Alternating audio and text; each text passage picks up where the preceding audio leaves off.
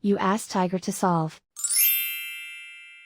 This deals with linear equations with one unknown. The final result is y=3. Let's solve it step by step. Simplify the expression. Group like terms. Simplify the arithmetic.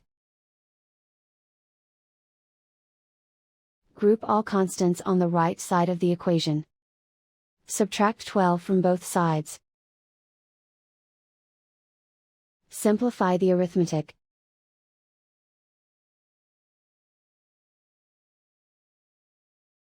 Isolate the y. Divide both sides by -3. Cancel out the negatives. Simplify the fraction. Cancel out the negatives. Find the greatest common factor of the numerator and denominator. Factor out and cancel the greatest common factor.